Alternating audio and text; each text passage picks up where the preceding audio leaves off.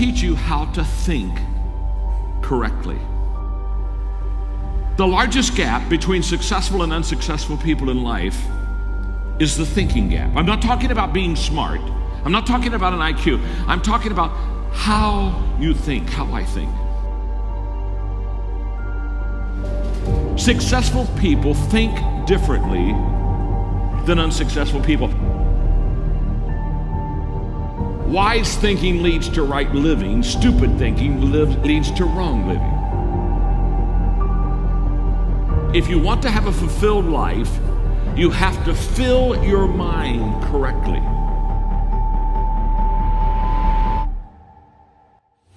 Right now, you need to focus on today.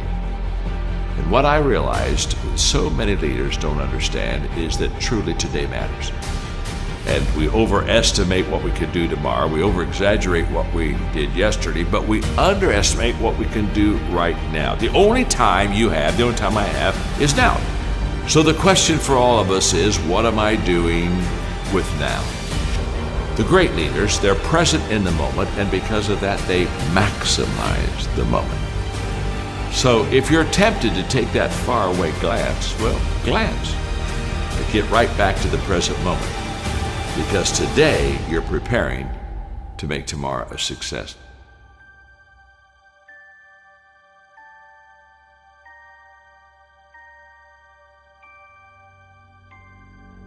Well, we all want to be motivated, and yet so many times we fail to find the secret of motivation, and so let me give it to you quickly.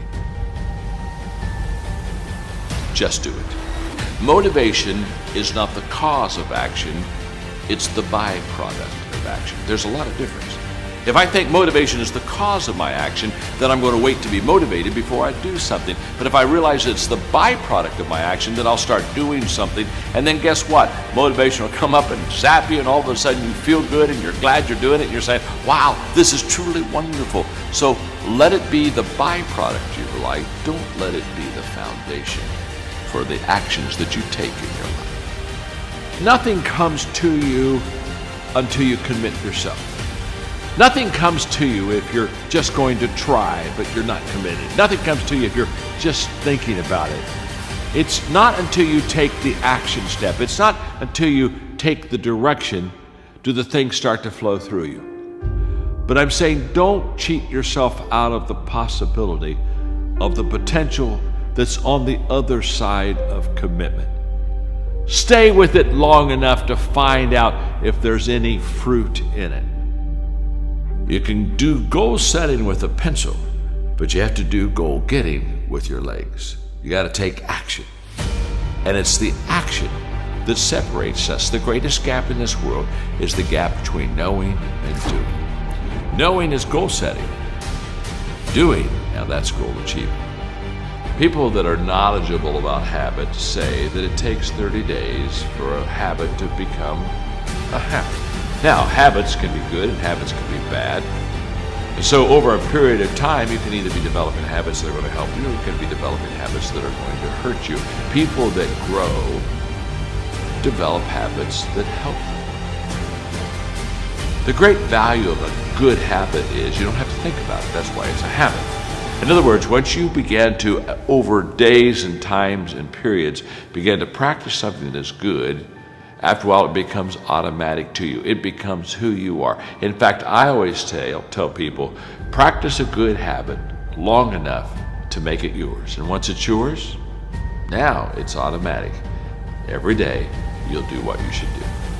Often I have the expression that everything worthwhile is uphill. That's a fact.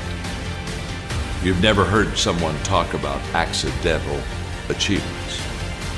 You've never heard someone that got to the top of the mountain and somebody asked them, how did you get there? Kind of look confused and say, I have no idea.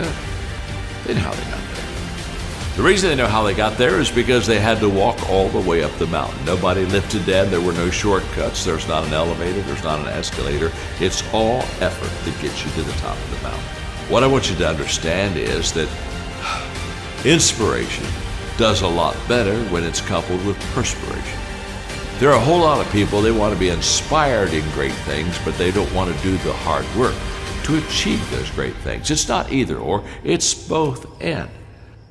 So I really trust today that you will just kind of roll up your sleeves, look at something you haven't tackled for a while, dive in.